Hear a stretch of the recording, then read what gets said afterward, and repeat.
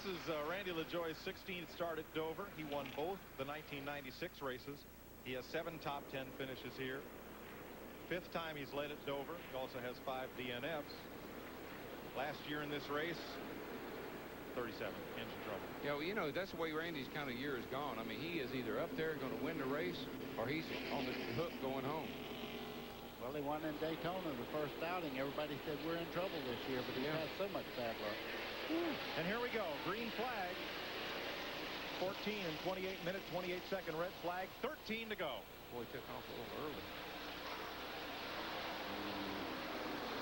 And he got a good jump that Casey Atwood had to deal with the lap traffic. Will it be enough?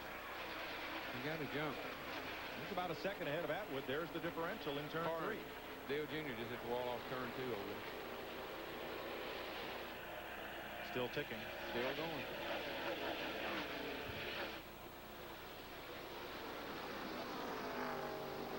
Boy, the laps are winding down here again. Kenny Irwin Jr. there in the 11, running along the 5th place, running great. Casey Atwood is catching Randy Lajoie at a horrendous rate right now. He's moved in about 5 car lengths in that 1 lap there. Only 3 of the top 10 point leaders have not had trouble today, and one of them is the driver in the lead. Randy Lajoie, 9th in points. Lajoie just ran 149.1, and Casey just ran 151.1. So he's 3 miles an hour faster right here, catching him in a hurry. Ralph? Well, Mike, the one car was happy with the red flag. That gave them an opportunity to cool their tires. Remember, they've got more laps on their tires than anybody else. It's not much of an advantage, but it was all they could get. 10 laps to go. Well, Casey calls him the old man at 38. That's not that bad, but Randy really likes these young guys. But let me tell you, it does not matter what age you are.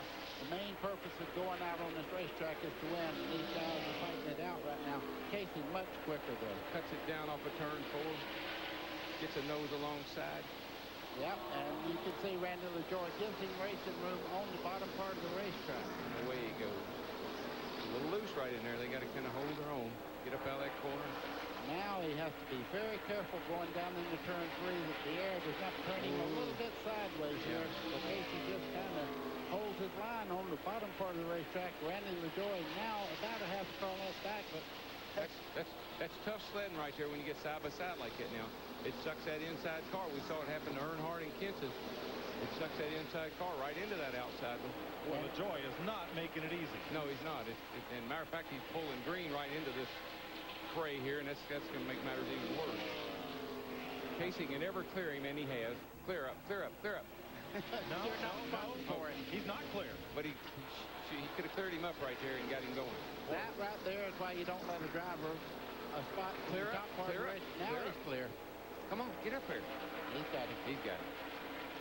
Well, I mean, a lot of the driver, you only got an instant there to make that move.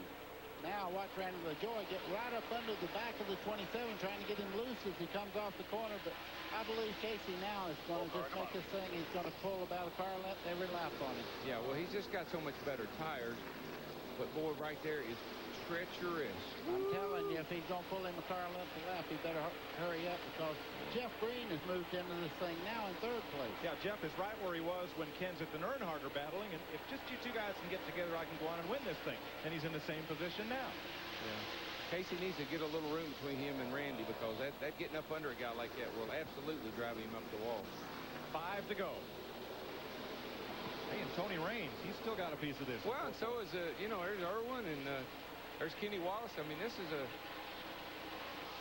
we got us a race. Whoa, and Casey went up the hill. Casey went up the hill, and Randy Lajoie closed in just a little bit. The first 5 cars right now are right together. Yes, they 4 are. to go. 4 laps. It's a nail biter. Lap traffic ahead. Casey's just stronger off the corner, but Randy's giving it a good go. I'm highly impressed with Raines there in 4th place in that black number 74. He's giving Jeff Green a horrendous run right now for 3rd place. Boy, that going up the hill in the middle of 3 and 4 there is killing. It's going to be bad news for Casey if he doesn't hold that thing down. 3 laps to go. There he goes up again. Oh, Randy's right there. Randy's trying to get that wheel up under him. If he can get underneath him a little bit, I think Randy Lajoie's car is real good as long as he's not leading. When he's leading, the car seems to want to push up the racetrack. Yeah, well, Casey's getting a good run off the corner by going up there that little bit, as long as he don't leave that door open too long. 2 to go. Can you believe a little kid like that, though? Now, look, think about it. He's going to win a Busch Grand National, or trying to, and he's got somebody breathing down his back like that, and he's got the composure of a 30-year-old. But the great part he has right now, there's a battle for second spot right now. Jeff Green has moved in on Randy Lajoie. If they start fighting, that really opens the door up for him to make this win. But you know how hard it is to win a race and to keep your concentration when somebody's racing you like that. Last lap. Off turn 2. Looks very good as he goes down the back straightaway. He's got one more shot at him down. Casey pushes up down here, and I know Randy's going to be ready for that. And let's see if he can get under him. Lap car won't be a factor. Lajoie right down against the white stripe, but Casey Atwood, in only his 39th start, is going to win his second Busch Grand National race. Nice job, Casey. Glenn Jarrett. And we're standing here with crew chief Kip McCord, getting congratulations there from the car owner. And Kip, your young guy has done it again. What a great race he drove. Well, I'm going to tell you what, this is great. You know, maybe a lot of people don't know this. We just started this thing a week ago last year. And we put this thing together, and I'm really proud of all these guys. This is great. It was a great run. Let's go to Victory Lane to celebrate. We'll go there in a minute to celebrate with Casey Atwood. In only his 3rd Dover start, he has conquered the concrete at the Monster Mile. What has become the 25th different driver to win a Busch Series race at Dover. He turned 19 a month ago. Let's go to Victory Lane. I'm going to get to Victory Lane when the beer stops flying here, guys. Takes a big old cold drink there. And Casey, congratulations, man. What a great race you drove, particularly in the closing laps. You had a pretty tough veteran on your tail end there. Yeah, I'd tell you that's probably the hardest 12 laps I've ever drove in my life. And, you know, we had a great car all weekend. And, you know, I wasn't too excited about coming to this place. I hadn't had a whole lot of success here. And worked on it in practice and got fast. And just got to thank his crew. The Chevrolet Monte Carlo ran good all day. Castro GTX been with us all year.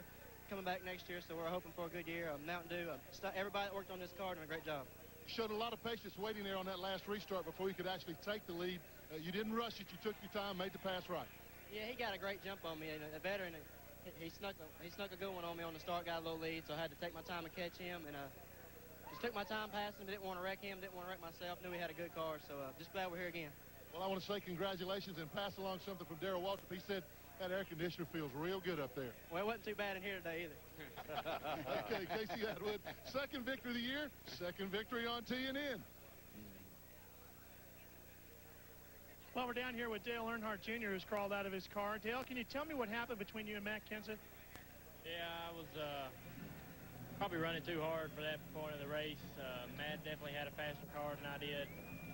And every once in a while I'd see him get loose. I'd trying to make a charge to get by him and lead some laps. But got up underneath him going into 1 and through the middle of the corner and up off of 2. I got loose and overcorrected and turned into him and took us both out.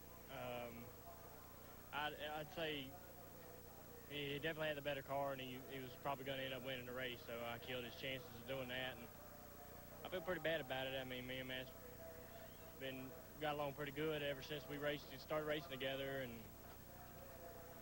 friends don't do that kind of stuff to their other friends, so I feel pretty bad about it. But you know, killed his race car and tore ours up pretty good, and we definitely would have finished second or third or something like that, so I probably should have just been riding behind him a little bit. You know, Dale, most of us will never have the opportunity to battle with friends on the racetrack like you and Matt, and you're going to go through things like this, and you two are both developing your careers. What happens now? Do you two talk about it? What goes through your minds? Do you guys hang out? What happens next?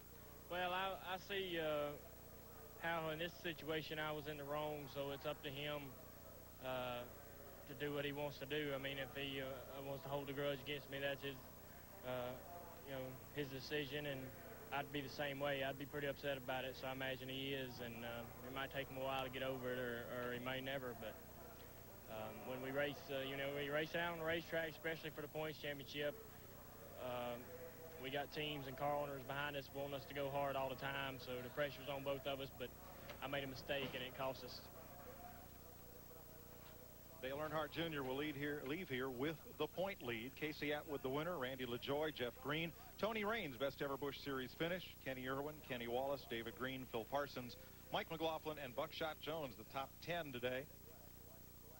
Take you a little further back through the field and show you how they finished. A tough day for Dale Earnhardt Jr., but, you know, I think his words carry a lot of weight. I have a lot of respect for a driver when he will at least say, I made a mistake, I did wrong, and I'm sorry. That's all I've ever asked young drivers. Go tell the guy you're sorry. That's all you can do. Nobody wrecks intentionally, most of the time. You see Kenseth finished up here 38th today, Earnhardt Jr. in 33rd.